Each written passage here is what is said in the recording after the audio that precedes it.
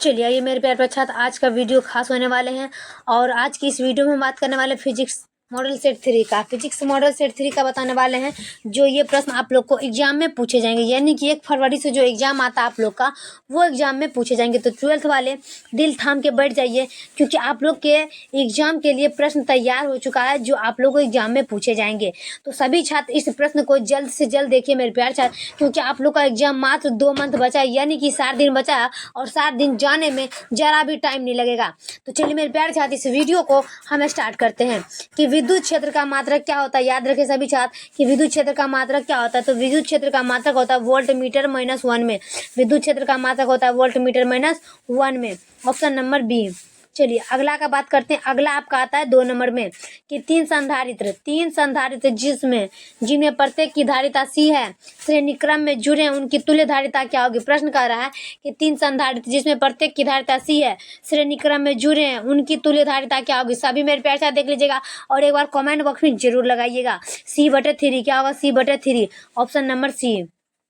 चलिए अगला देखते हैं हम 4 का कि दिए गए चित्र में 3UF संधारित्र पर आवेश होगा। कि दिए गए चित्र में 3UF संधारित्र पर आवेश होगा। सभी मेरे प्यार से देख लीजिएगा। प्रश्न कर रहा है कि दिए गए चित्र में 3UF संधारित्र पर आवेश होगा। 3 का आंसर हो जाएगा आपका 10UF क्या होगा। 10UC क्या होगा। 10UC option number B. चलिए अगला देखेंगे हम 4 का। यदि 10 माइक्रोफेराड UF धारिता वाले संधारित्र को 5 वोल्ट V तक आवेशित किया जाए तो उस पर आवेशित कण क्या होगा। प्रश्न कर रहा है यदि 10 माइक्रोफेराड UF धारिता वाले संधारित्र को 5 वोल्ट तक आवेशित किया जाए तो उस पर आवेशित क्या होगा। 4 का आंसर आपका आ जाएगा ऑप्शन नंबर सी में, क्या कि 5 × 10 - 5 C क्या होगा। 5 × 10 - 5 C ऑप्शन नंबर सी। चलिए अगला देखते हैं हम 5 का। हिस्टोन क्या कह रहा है कि हिस्टोन ब्रिज से मापा जाता है। हिस्टोन ब्रिज से मापा जाता है। 5 का देखेंगे और 5 का आपका जो उच्च तथा निम्न प्रतिरोध, उच्च तथा निम्न प्रतिरोध ऑप्शन नंबर सी लगाएंगे, उच्च तथा निम्न प्रतिरोध। चलिए अगला देखेंगे हम 6 का कि 1 ओम प्रतिरोध वाले एक समरूप तार को 4 बराबर टुकड़ों में काटकर उन्हें समांतर क्रम में जोड़ दिया जाए तो संयोग का समतुल्य प्रतिरोध क्या होगा। प्रश्न कहता है कि 1 ओम प्रतिरोध वाले एक समरूप तार को 4 बराबर टुकड़ों में काटकर उन्हें समांतर क्रम में जोड़ दिया जाए तो संयोग का समतुल्य प्रतिरोध क्या होगा। 6 का ऑप्शन नंबर डी लगाएंगे और 6 का आपका आंसर क्या होता है। 6 का आंसर होता है 1/16 ओम क्या होगा। 1/16 ओम ऑप्शन नंबर डी लगाएंगे 1/16 ओम।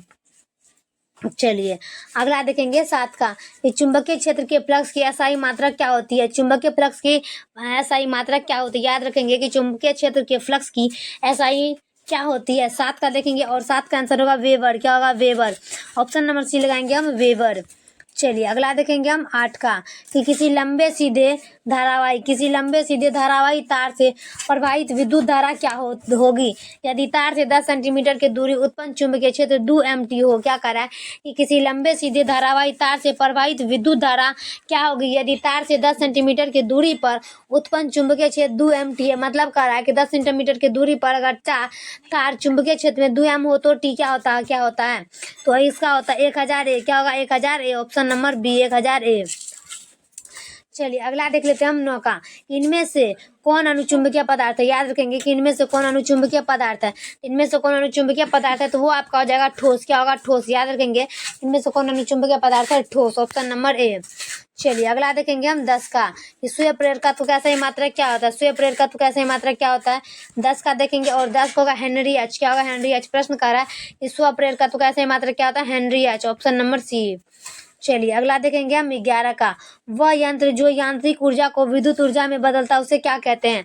कि वह यंत्र जो आंतरिक ऊर्जा को विद्युत ऊर्जा में बदलता है उसे क्या कहा जाता है।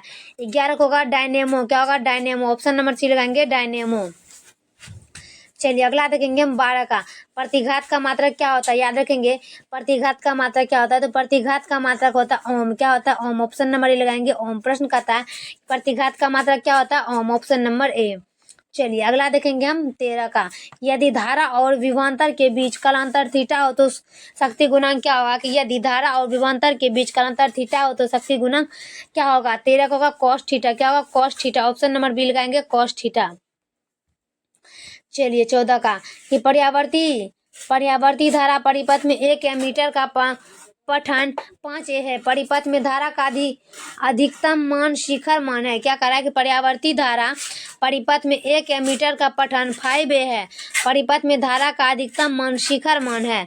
14 का ऑप्शन नंबर सी लगाएंगे। ऑप्शन नंबर सी में 5/2A 5/2A। ऑप्शन नंबर सी लगाएंगे 5/2A। चलो अगला देखेंगे हम 15 का। विद्युत चुंबकीय तरंग। विद्युत चुंबकीय तरंग के संचरण की दिशा क्या होती है? विद्युत चुंबकीय तरंग के संचरण की दिशा क्या होती है? 15 का आपको जगह E गुना D E गुना B वेक्टर के समांतर। क्या होगा? E गुना B वेक्टर के समांतर। ऑप्शन नंबर डी लगाएंगे, E गुना B वेक्टर के समांतर। चलिए 16 का एक्स किरणें के गुण कैसे होते हैं? वे जैसे डैश के लिए कि एक्स किरणों के गुण वैसे होते हैं जो डैश के लिए होता है। उसका होता है वाई किरणों, मतलब एक्स किरणों वैसे होते हैं जो वाई किरणें होते हैं। Option number C. चलिए अगला देखेंगे हम 17 का कि एक अवतल लेंस को पानी में डुबाने पर यह क्या कहा जाता है? एक अवतल लेंस को पानी में डुबाने पर यह क्या कहा जाता है? याद रखिए सभी छात्र कि एक अवतल लेंस को पानी में डुबाने पर क्या होता है, याद रखेंगे। और 17 का आपका आ जाएगा कि कम अपसारी पर। कम अपसारी पर अवतल लेंस कहा जाता है, कम अपसारी पर। Option number C. चलिए 18 का कि एक सरल सूक्ष्मदर्शी से बना हुआ प्रतिबिंब क्या होता है? एक सरल सूक्ष्मदर्शी से बना हुआ प्रतिबिंब क्या होता है? 18 का देखेंगे। और 18 का आपका आंसर क्या आ जाएगा कि काल्पनिक और सीधा। याद रखेंगे कि एक सरल सूक्ष्मदर्शी किससे बना होता है? काल्पनिक और सीधा से प्रतिबिंब। Option number A. चलिए अगला देख लेते हैं हम 19 का कि प्रकाश की अनुप्रस्थ तरंग की प्रवृत्ति पुष्टि करता है। याद रखेंगे कि प्रकाश की अनुप्रस्थ तरंग प्रवृत्ति पुष्टि करता है। 19 का आपका आ जाएगा ऑप्शन नंबर सी ध्रुवन। क्या होगा? ध्रुवन। ऑप्शन नंबर सी लगाएंगे ध्रुवन। चलिए लास्ट प्रश्न देखते हैं हम कि निर्वात में प्रकाश की तरंग दैर्घ्य 64 डिग्री है। जल का अपवर्तनांक है तो जल में इस प्रकाश की तरंग दैर्घ्य क्या होगी? प्रश्न कहता है कि निर्वात में प्रकाश की तरंग दैर्घ्य 64 डिग्री है। जल का अपवर्तनांक है तो जल में इस प्रकाश की तरंग दैर्घ्य क्या होगी? होगा 4800 degree. 4800 degree. Option number B. Finally मेरे प्यारे छात्र, वीडियो कैसा लगता है कमेंट में जरूर बताइएगा और ये वीडियो जितना उसके उतना शेयर करिएगा यार रिश्तेदारों में। तब तक के लिए हम नेक्स्ट वीडियो में मिलते हैं। जय हिंद, जय भारत।